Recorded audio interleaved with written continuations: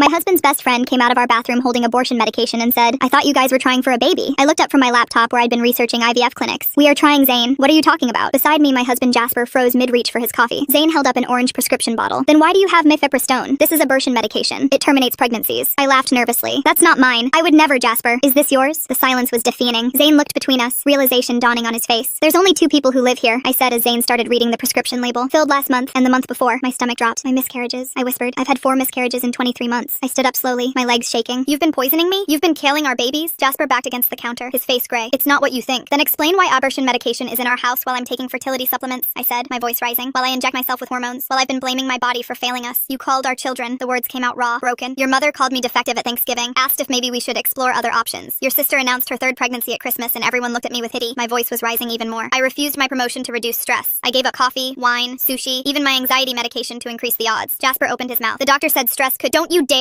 I cut him off. "Don't you dare quote the doctors to me." Zane stood frozen. "I did 3 rounds of Clomid that made me so sick I couldn't work. They shot dye through my fallopian tubes. Do you know how much that hurts, Jasper? While you were poisoning me, I was letting doctors torture me to find out why I couldn't stay pregnant. We named our babies," I continued, tears streaming now. "You remember how we picked them out together? Phoenix, Sage, Indigo, Xavier. I was knitting their baby blankets while you were making sure they'd never need them." Jasper's hands were trembling, reaching out like he was the one who needed comfort. Zane's face suddenly went whiter than it had been. "Jasper, is this about Sloan?" Jasper went white. "Who's Sloan?" I asked. "She's nobody, just someone from work. I saw you leaving work together late last month." Zane cut him off. "You looked like you were flirting." Her hand was on your neck. Jasper's face started visibly shaking. "When I asked you about it, you said it was a work project. I believed you because I didn't take my best friend for a cheater," Zane continued. "But the way you're shaking makes me doubt that." I grabbed Jasper's phone from the counter. "You said she's nobody, so you won't mind me looking." The text with Sloan loaded immediately. Hearts, kiss emojis. "Can't wait until you're finally free." I scrolled up with shaking hands. "Did the insurance pay out yet?" My blood went cold. "Insurance?" I kept reading. $8,000 this time, same as the last 3. Perfect. Almost enough for the lawyer and apartment deposit. 1 more should do it. She wants to try again next month. Perfect timing. I read the next one aloud, my voice breaking. "Making her dead babies pay for our future." Jasper's knees buckled with embarrassment. He gripped the counter to stay standing. "You've been collecting money from our dead children?" I could barely breathe. "Pregnancy loss insurance through your work." I didn't even know that existed. $8,000 per miscarriage. $32,000. I kept scrolling, finding worse with every swipe. "You texted her from the hospital. While I was miscarrying Indigo, you wrote 1 more after this and we're free. You held my hand through contractions while planning the next murder." "I never meant for it to hurt you like," Jasper started. "You didn't mean to hurt me?" I screamed. "The pregnancy tests," I snapped, everything clicking. "You always brought them home, insisted on watching me take them. You knew exactly when I was pregnant so you could start poisoning me. You controlled the timeline of when each baby would die so it would never look suspicious." I threw his phone at him. "You let me believe I was broken. Let your mother suggest you deserved a real woman who could give you children. You even agreed with her, then said you'd love me anyway, like you were doing me a favor." Zane already had his phone out. "I'm calling police." Jasper reached for me. "Please, let me explain." "Explain what? How you culled our babies for money? How you poisoned me to afford your girlfriend?" I backed away from him. "I used our savings for fertility treatments while you were collecting death benefits." I looked at this man I'd loved for 7 years. Every night I prayed for a baby. Every morning I gave myself injections that made me gain 30 pounds. Your response? You said I was less attractive, remember? While you were poisoning me to be with Sloan. Jasper's mouth moved, but no words came out, like even he couldn't find a lie big enough for this. Zane was on the phone with police giving our address. Phoenix would have been 2 now, I said quietly. Sage would be walking. Indigo would be 3 months old, but to you they were just transactions. $8,000 each. Sirens in the distance. Jasper stood there, unable to speak. "I wanted to be a mother," I whispered, "and you knew that. You watched me destroy myself trying." The sirens got louder. "They're coming for you," I said, "and I hope Sloan was worth it." I saw Jasper's eyes dart around, and before I knew it, he was making a run for it out back. Zane just held me while I cried. The front door exploded open and 3 officers rushed in with their hands on their weapons. Zane's arms dropped from around me and I pointed toward the back door still swinging on its hinges. 2 officers sprinted through the kitchen and out into the yard while the 3rd one stayed with us. My whole body was shaking so hard I could barely stand. The officer kept asking what happened, but the words wouldn't come out right. I just kept pointing at the prescription bottle on the counter and sobbing. Zane picked up Jasper's phone from where it had landed on the floor and handed it to the officer. The screen was still showing those awful texts about making dead babies pay for their future. The officer's face went from confused to horrified as he scrolled through the messages. He pulled out his radio and called for evidence bags and a crime scene team. More sirens were getting closer, and soon paramedics came through the door with their equipment bags. They took one look at me shaking and crying and immediately started checking my vitals. My blood pressure was 180/110 and my pulse was racing at 140. The paramedic said I needed to go to the emergency room right away. She explained that being poisoned repeatedly for almost 2 years could have caused serious damage we couldn't see. Zane said he would drive me and helped me stand up. My legs felt like jelly and I had to lean on him to walk. The officer said detectives would meet us at the hospital to take my statement. Outside there were 4 police cars now with lights flashing. Neighbors were standing on their porches watching. I saw Mrs. Henderson from next door with her hand over her mouth. Zane helped me into his car and we drove to the hospital in silence except for my occasional sobs. At the emergency room, they took me straight back when Zane explained about the poisoning. The triage nurse's eyes went wide when she heard about the mifepristone. They put me in a room and a doctor came in within minutes. I told her everything about the 4 miscarriages and finding out Jasper had been giving me abortion medication. She ordered blood work, urine tests, liver function tests, and an ultrasound to check for organ damage. A nurse came in to draw what felt like 20 vials of blood. Then another nurse came with a camera to photograph me for evidence. She took pictures of my face, my arms where all the IV marks were from the miscarriages, and my swollen belly from the fertility drugs. They said everything would be documented for the police report. I could hear Zane out in the waiting room on his phone. Later, he told me he was calling in sick to work and texting our friend group about what happened.